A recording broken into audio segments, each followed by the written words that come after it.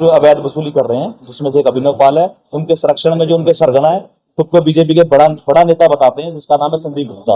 इनके संरक्षण में शहर में अवैध वसूली, रंगदारी, नशाखोरी, इसके जैसे कार्य जो लगातार किए जा रहे हैं। और अगर इनके खिलाफ कोई आवाज उठाता है तो उसी पे मुकदमा ये लोग दर्ज करवा देते हैं, जैसा भी मेरे ऊपर मुकदमा इन्होंने दर्ज करवाया। और ये सब पीड़ित बैठे हैं और ये अपनी शिकायतें लेकर लगातार 2 महीने से कोतवाली के चक्कर काट रहे हैं, लेकिन इनकी शिकायत का संज्ञान नहीं लिया जा रहा है, जबकि इनके पास तथ्य सारे हैं। मेरा नाम जावेद है, मैं एक मुसलमान हूँ, मोमडन हूँ मैं। तो इस करके मुझे परेशान किया जाता है कि भाई आपका बच्चा है, स्कूल में पढ़ता है, आपके बच्चे की अश्लील वीडियो है, ऑडियो है, इस करके मेरे बच्चे को बार बार परेशान किया जाता है।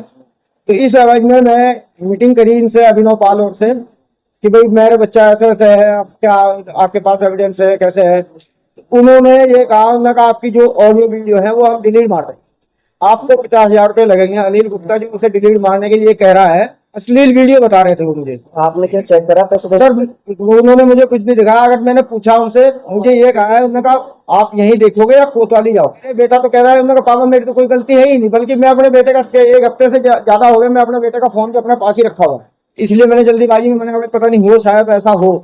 मैं ये नहीं कह रहा कि भाई मेरा बच्चा सही है, गलत भी हो सकता था, इसलिए मैंने उन्हें 20,000 रुपये दिए। मैंने कहा भाई देख लेंगे अब क्या होगा।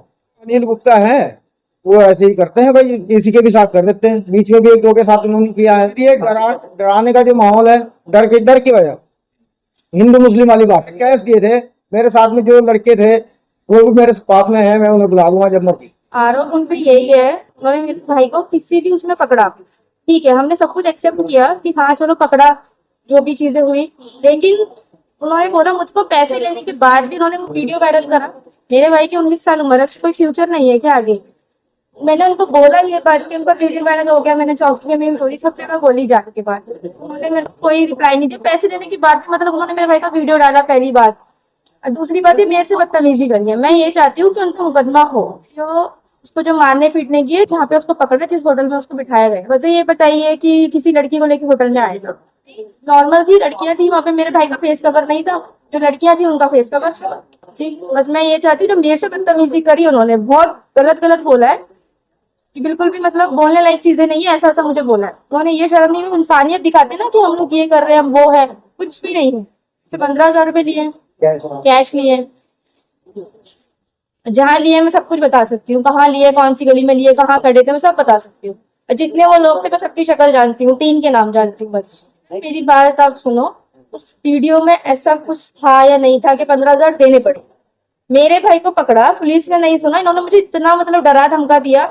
मेरा एक भाई है, उसकी कंडीशन इतनी खराब है ना कि मतलब मैं नहीं बता सकती। मेरे को ये था कि मेरा छूट जाए कैसे भी। इन्होंने मुझसे बोला, कोई भी इंसान परेशान होगा, हेल्प के लिए हर किसी को बोलता है ना कि सर ये ऐसे, कोई भी सोल्यूशन के लिए बोलते हैं, मुझे बता दो। मैंने उनसे पूछा, उन्होंने मुझसे पैसे की डिमांड करी। मैंने बोला मेरे पे इतने पैसे नहीं है। तब उन्होंने करते करते 30,000 रुपए पे आए, लेकिन मेरे पे 15,000 थे, मैंने उनको वो दिए। वो लेने के बाद उन्होंने मेरे भाई को कुछ नहीं करा, और लोगों से भाग गए। अब मेरे बारे में पूरे लोगों को जगह जगह कुछ बोल रहे। मैं बाहर निकलती तो लोग मुझे ऐसे देख रहे, लोगों की सबसे पहले निकल गए, हमारा तो कोई कुछ है ही नहीं। किसी पे कुछ करना है उनको सबसे पहले आगे कर देते हैं, मतलब हम औरतों के साथ कुछ भी हो सकता है। उनको मेरे घर का एड्रेस पता, सब कुछ पता। जिस दिन मेरे भाई को पकड़ा, मैं स्कूटी लेके अपने घर जा रही थी, एक लड़का उसमें से मेरे पीछे पीछे आया। मैंने बोला मेरे पीछे क्यों आ रहे हो? तो बोले मैं देख रहा था, कहाँ जा रहे हो, भाग तो नहीं रहे हो? कि मैं आपको बताता हूँ, एक आपने कहावत सुनी होगी, जब सैया भय कोतवाल तो डर गाएगा। वही सिस्टम ऋषिकेश में चल रहा है। मैं अपनी ज्यादा बड़ी बात नहीं करता। ये लोग ऋषिकेश में नशे को बढ़ावा दे रहे हैं, जिनका मैं नाम ले रहा हूँ। मेरे द्वारा एक नशा मुक्ति केंद्र हरिद्वार में चलाया जाता है।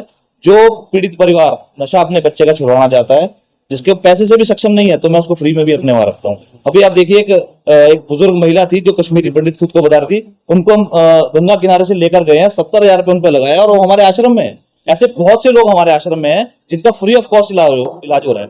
लेकिन ये लोग जो क्या करते हैं, इन लोगों का मेन काम है लोगों को निचोड़ना। ये खुद का दबदबा बनाना चाहते हैं ऋषिकेश में, लोगों से अवैध वसूली करते हैं ऋषिकेश में, लोगों को प्रताड़ित करते हैं ऋषिकेश शहर में। अगर इनकी बात कोई नहीं मानता, जैसे मैंने इनकी बात नहीं मानी, इन्होंने कहा सेटलमेंट करो, मैंने कहा नहीं करूंगा, पीड़ितों का साथ दूंगा। ये सबसे बड़ा जो उसमें सरगना है वो है संदीप गुप्ता। वो अपनी रखता है पकड़ की, भाई मेरी महेंद्र भट्ट से भी बहुत अच्छी है, मेरी राजेंद्र तड़ियाल से अच्छी है। इसका बेनिफिट लेके वो कोतवाली में अनाप शनाप काम कराता रहता है। जैसा उसने भी मेरे खिलाफ मुकदमा कराया, मेरे पास ही उन्होंने, जिसने मेरे पे मुकदमा करा व्यक्ति ने, उस व्यक्ति को बातचीत के लिए मेरे पास भेजा। मेरे पास सारी रिकॉर्डिंग है उसकी। भेजने के बाद जब वो मेरे से बात करके चला जाता है, वो एक मुकदमा फिर देता है कि मुझे बुलाया और जान से मारने की धमकी दी। तो पुलिस जांच करे। औरों के मामले पुलिस क्या करती है, एप्लीकेशन लेकर रख लेती है, 4-4 महीने तक मुकदमा नहीं होता, और मेरे इस मामले सिर्फ 15 मिनट। जबकि मेरी कोई छवि ऐसी नहीं है, मैं जब भी समाज में उतरा हूं तो लोगों की मदद के लिए उतरा हूं, और मेरे ऊपर मुकदमा इसलिए किया गया क्योंकि मैंने उनकी बात नहीं मानी, और मैं उनके इस दबाव में कतई भी आने वाला नहीं हूं। 2 दिन तक अगर पुलिस ने इन पीड़ितों की एप्लीकेशन पर संज्ञान नहीं लिया, तो 2 दिन बाद हम अपने सभी जो हमारे भाई बंद हैं, मैं उनको अपने ना कार्यकर्ता कहता हूँ ना समर्थन वाले कहता हूँ, वो मेरे सारे भाई बहन हैं, उन सबको लेकर मैं कोतवाली पहुंचूंगा। ये भाजपा के जो ये व्यक्ति हैं, ये खुद को बताते हैं जी गाय को माता मानते हैं, हम भी मानते हैं, तो मैं उसी गाय माता की बच्चियां साथ लेके जाऊंगा। कोतवाली में मैं शपथ लूंगा, कसम खाऊंगा कि भाई जो आप मेरे पे इल्जाम लगा रहे हैं झूठे हैं, आप भी आइए, आप भी कसम खाइए कि इल्जाम सच्चे हैं। और साथ में मैं भगवत गीता लेके जाऊंगा, संविधान की किताब लेके जाऊंगा साथ में, और साथ में गंगा जल लेके जाऊंगा, और मैं गंगा जल हाथ में लेके शपथ खाऊंगा कि अगर मैंने ये कृत्य किया है, अगर ये सिद्ध हो जाए, क्योंकि पुलिस जांच करेगी ना, जांच में सिद्ध पाया जाए तो मैं दोषी हूंगा, मैं खुद गिरफ्तारी दूंगा। और अगर ये तथ्य झूठे पाए गए